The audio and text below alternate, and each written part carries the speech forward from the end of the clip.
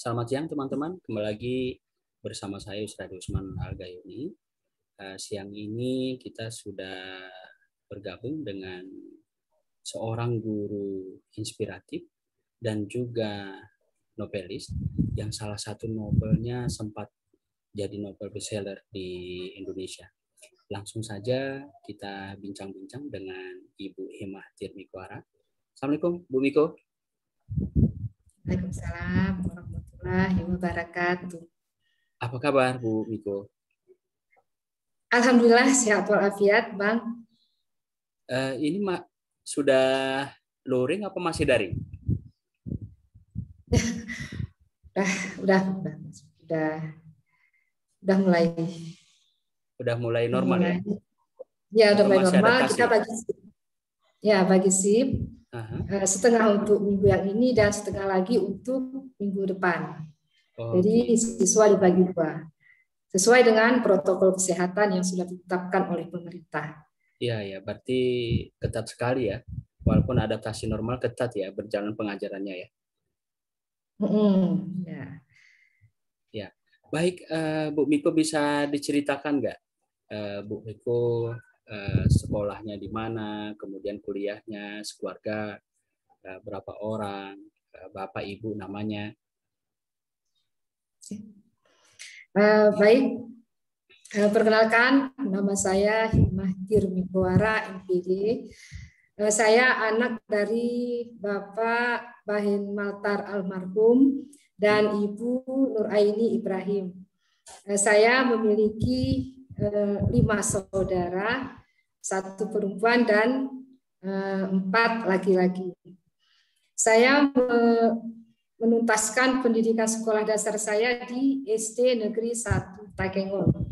Kemudian lanjut ke SMP Negeri 1 Takengon dan tahun 1990 melanjutkan ke SMA Negeri 1 Takengon.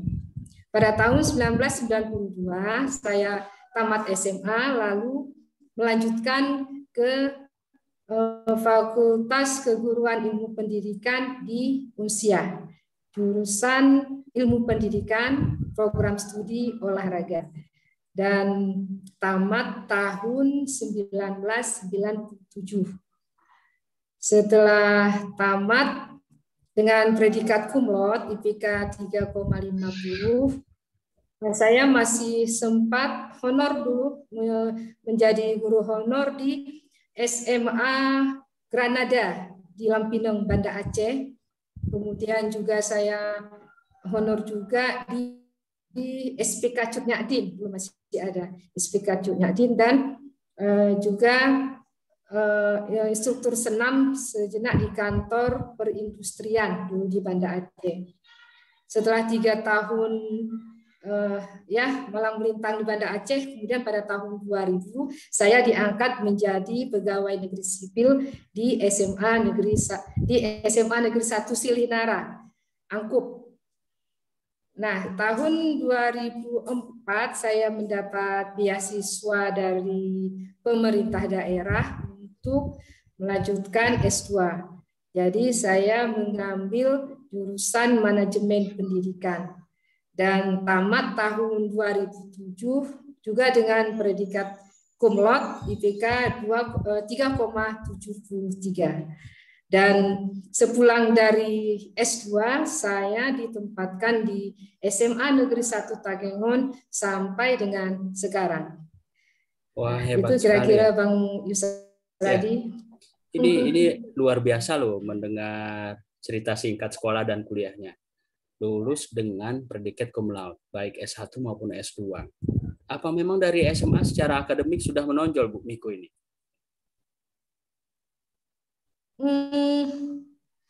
Saya biasa-biasa saja, Pak. Mungkin saya menonjolnya waktu kuliah. Justru pas kuliah saya di ya? SMA yang biasa-biasa saja. Iya, biasa-biasa saja. Saya punya teman-teman yang jauh di atas saya, tidak menonjol. Dan saya merasa memang saya sangat cemerlang sekali waktu kuliah. Waktu pas kuliah ya? Jadi pas sekolah itu secara akademik nggak menonjol? Iya, pas kuliah saya. Tapi untuk non akademik juga biasa waktu pas sekolah. Waktu SMA Ya, biasa. biasa. Biasa tapi bisa.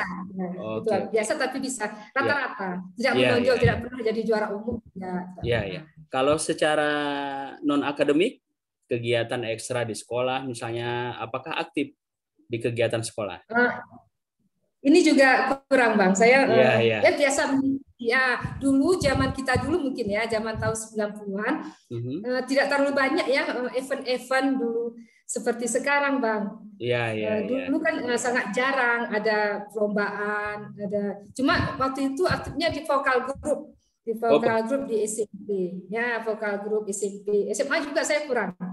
Saya Iya, iya. ada teman-teman yang memang lebih ke situ anunya yang di berprestasi. Saya Iya, iya. ya biasa-biasa saja.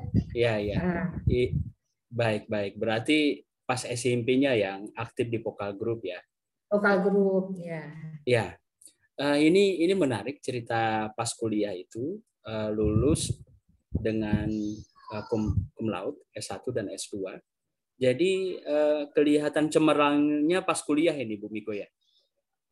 Ya, betul Bang. Nah, kenapa ngambil jurusan olahraga? Dan mengambil profesi guru ini apakah sudah panggilan hati begitu atau mungkin arahan orang tua atau gimana? Ya. Betul Bang, ini juga banyak dipertanyakan dulu sama orang-orang ya, sama teman-teman.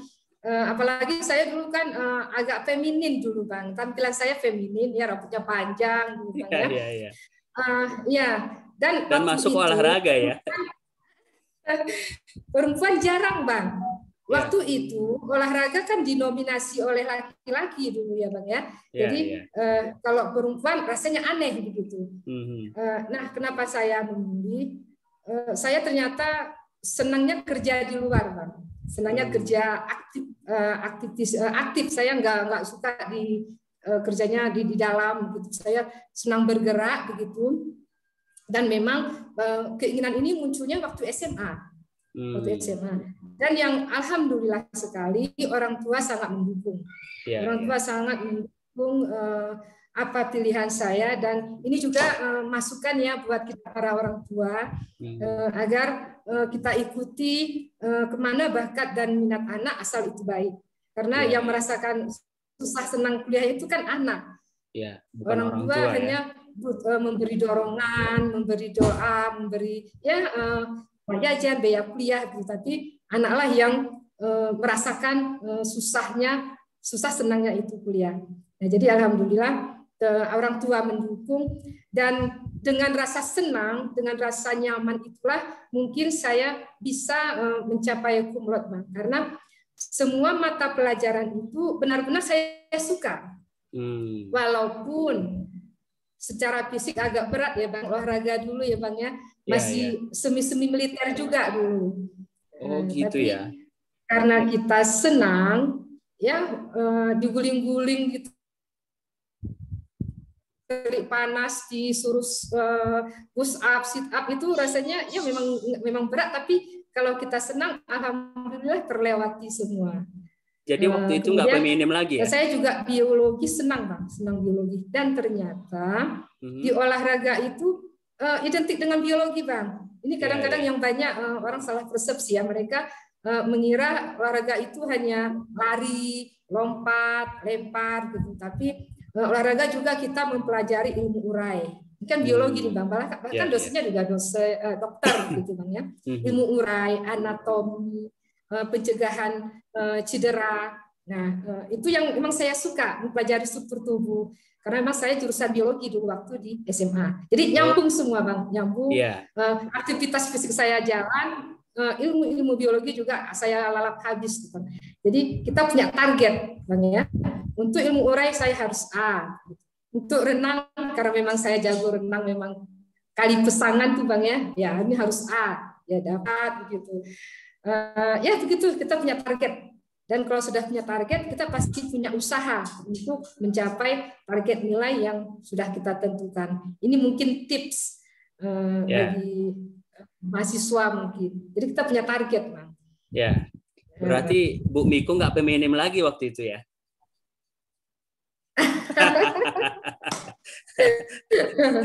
Iya, Ya, iya. lanjut aja Bang. Pokoknya intinya kita nyaman Bang, nyaman Iya, iya. dengan pilihan kita. Itu Ya, kuncinya. bisa saya simpulkan tadi bahwa karena memang ini sesuai minat dan bakatnya, kemudian orang tua juga mendukung penuh ya. Karena memang Bu Mikonya suka, jadi menikmati betul proses perkuliahan waktu itu sehingga Ya, benar. ikhtiarnya terbaik, hasilnya juga terbaik ya. Insya Allah. Jadi nggak ada merasa terpaksa, kemudian Ya, jalaninnya benar, benar. mudah, dan karena senang, ya akhirnya keluar potensi terbaik tadi ya. Ya. Makanya kuliahnya cemerlang sampai lulus cum laude ya. Jadi waktu itu saat kuliah kebanyakan teori atau praktek atau 50-50 sama? Begini Bang, itu kan keguruan ya Bang ya, keguruan. Jadi ada beberapa yang menurut saya itu ada 3 bagian tuh Bang.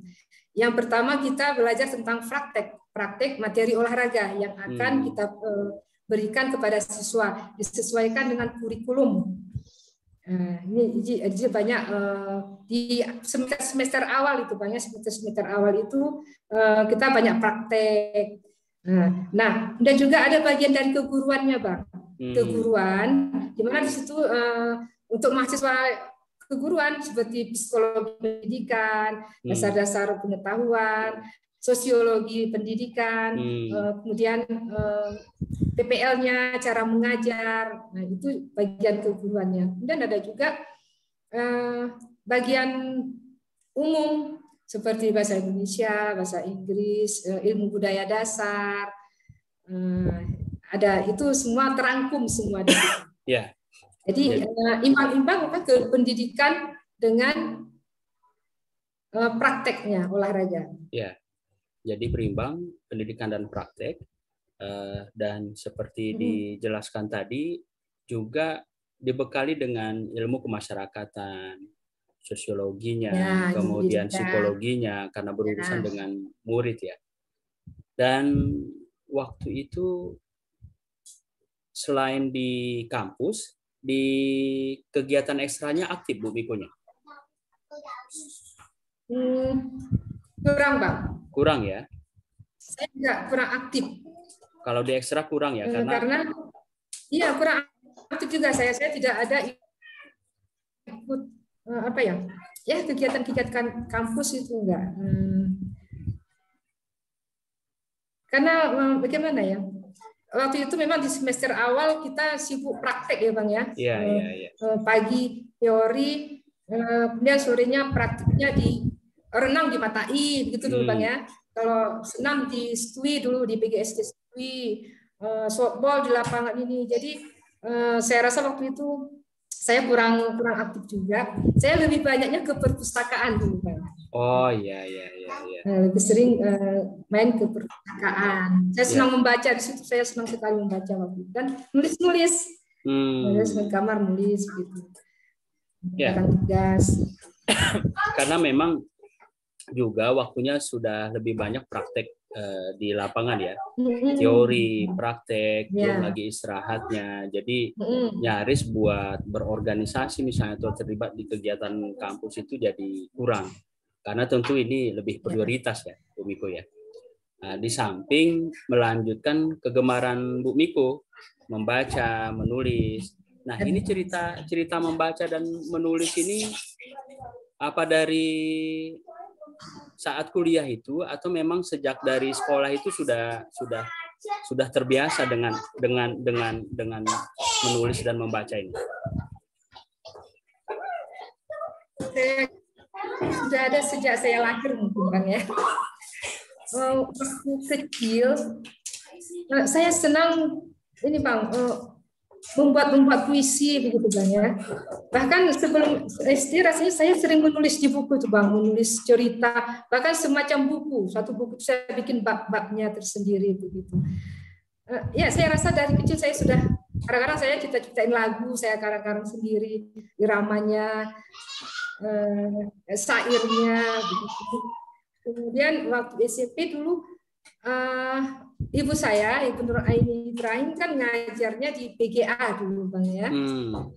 Kemudian ada langganan majalah santunan yang dari Kemenak ke Kemenak santunan, majalah santunan. Nah, itu saya sering baca. Makanya di situ saya kenal dengan beberapa penulisnya seperti Pak Sulaiman Junaid. Itu dari SMP saya sudah kenal tulisan mereka itu di majalah santunan. Jadi saya pernah menulis puisi juga, ada di muat ya di situ. Saya sudah pernah di SMP itu Bang, di SMP saya sudah pernah beberapa buah puisi. Kemudian di SMA saya cenderung menulis ditaruh di mading dulu Bang. Di mading sekolah cerpen-cerpen, ya cerpen-cerpen. Kemudian di SMA juga saya pernah jadi juara 3, saya baru ingat nih Bang ya.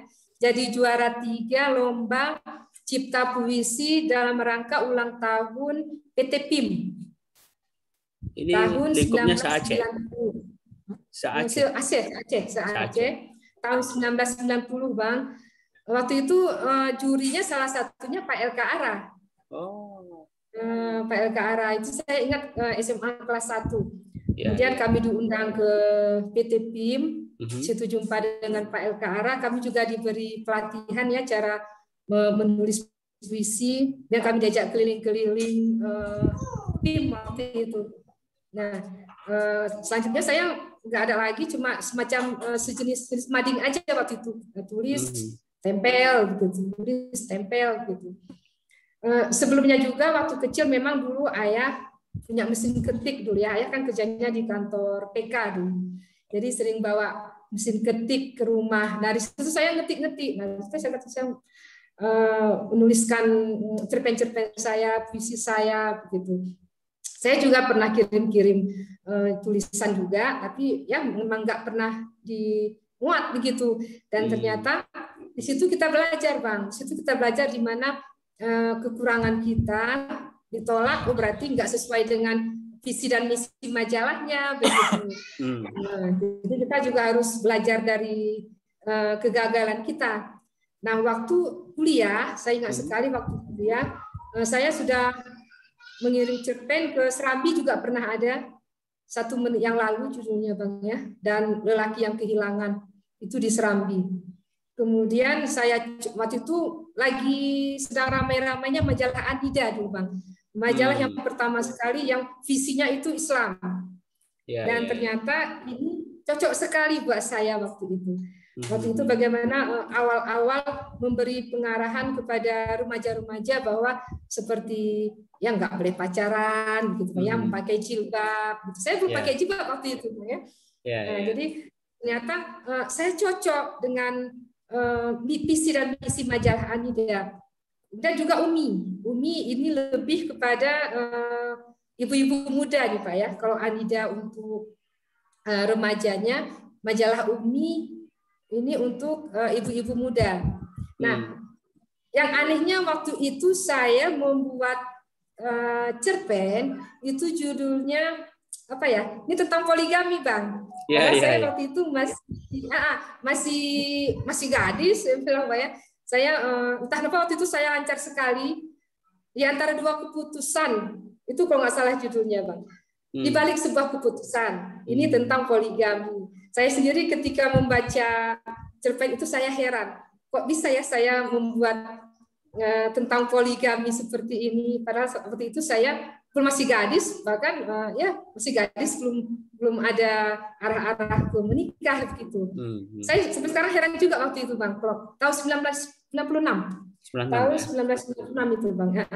Nah, kemudian saya terpancing waktu itu dapat honor 45.000 Bang. Waktu itu besar sekali 45.000. Zaman karena naik robur aja 50 perak dulu Bang ya, naik robur. 50 perak. Jadi 45 naik labi-labi 200 perak dulu. Jadi cukup besar 45.000 itu. Nah, kemudian saya coba ke Anida lagi. Dan di Anida kayaknya tidak terbendung. Ide mengalir terus, banyak sekali cerpen-cerpen saya. Bahkan saya membuat cerpen yang latar belakangnya luar negeri. Sehingga ketika pembaca, bahkan saya juga membaca ulang lagi yang tahun-tahun lalu, Bang. Kayaknya terjemahan begitu, Bang ya. Bahkan ada teman yang membaca di Bogor kalau tidak salah, mahasiswi IPB, dia tidak percaya kalau yang nulis itu orang Takengon begitu. Nah, jadi enggak ada ini terjemahan nih gitu. Tapi setelah diyakinkan bahwa saya itu dari Takengon, itu dari namanya juga ada jelas ya Bang ya. Iya, iya. Ternyata benar, itu memang saya membuatnya dengan nuansa dari luar negeri begitu. Itu judulnya Rumah untuk Dijual. Itu dan juga Ju Setan Pembunuh juga. Itu saya bikin memang latar belakangnya. Saya waktu itu senang sekali Bang ya membuat cerpen yang latar belakangnya luar negeri. Kenapa demikian? Saya dapat idenya itu dari hobi saya membaca komik, Bang. Iya, iya. Yang saya katakan tadi, saya lebih banyak membaca waktu itu. Yeah. Jadi refreshing saya adalah, Bang, saat yang waktu itu ya, yang paling menyenangkan adalah ketika udah besok libur, itu saya sudah pesan komik tuh, Swan sampai 30. Sampai 30 itu satu hari habis saya lalap. Dan ternyata dari situlah saya banyak mendapat ide-ide kayak Swan. Swan itu tercipta cerpen saya Balerina. Karena ini memang tentang balet. Nah, jadi banyak pembaca yang terkecoh, mereka mengira saya itu adalah seorang balerina begitu. Karena saya membuat cerpennya itu seorang balerina begitu. Dan kemudian kita manusia jadi-jadian gitu ya, di Jepang, agak-agak misteri. Jadi dari situ semua ide-ide saya dari membaca atau koran-koran Bang, koran-koran yang sudah koran-koran bekas, bungkus-bungkus saya baca. Nah, muncul novel, muncul cerpen Kail yang Lurus. Ini settingnya di California tentang pertanian begitu. Nah, jadi dari situ mulai saya kayaknya udah nasional ya Bang ya, Umi dan Anida. Nah, setelah saya tamat, saya pulang ke Takengon, saya ditelepon dengan penerbit Mijan di Bandung. Ini pulang ke Takengon tahun 96. Mereka rupanya memantau, tahun 2000 tuh Bang ya, tahun saya sudah diangkat di Takengon. Oh, waktu pas sudah diangkat ya. Ditelepon sama penerbit Mijan, ya. Mereka rupanya memantau cerpen-cerpen saya di Anida. Nah, jadi mereka mungkin melihat ya ada ciri khas tersendiri di dalam cerpen-cerpen saya itu. Akhirnya mereka meminta kumpulan cerpen-cerpen saya untuk dijadikan buku. Nah, akhirnya muncullah novel saya Penantian Mesiam. Yang hanya di Cina. Nah, itulah buku pertama saya yang diterbitkan oleh penerbit Mijan tahun 2000, Pak. Itu yang jadi bestseller. Itu yang jadi bestseller. Ya, tapi ya 3 kali cetak waktu itu, Bang. Iya. Kemudian tahun 2001 muncul lagi satu novel saya, Misteri Kastil Katsvelik. Nah, di sini saya sudah menikah banyak tahun 2001. Saya sudah punya baby ini Bang, punya baby. Nah di situ ya mulai sibuk ya mengurus baby, kemudian mengajar jauh ke Silihnara waktu itu Bang. Akhirnya tinggalnya saya tidak punya kesempatan. Ya, tinggalnya di mana? Waktu itu Bang Mas. Bukan. Iya Serasir. Oh iya. Berarti dikejar bolak-balik ya. Rumah suami saya di Putu Kemil dulu Bang. Dekat sama rumah Bang. Kami tetanggaan. Iya. Nah, jadi tidak ada lagi waktu karena saya nulis si kecil minta perhatian, apalagi muncul lagi anak kedua, anak ketiga gitu Bang ya. Dan sibuk mengajar juga, ini saya nggak produktif lagi. Sampai anak ke? 4. Nah, saya sekarang 4 Bang. Saya sekarang 4. Kemudian saya ambil S2 lagi Bang ya tahun 2004.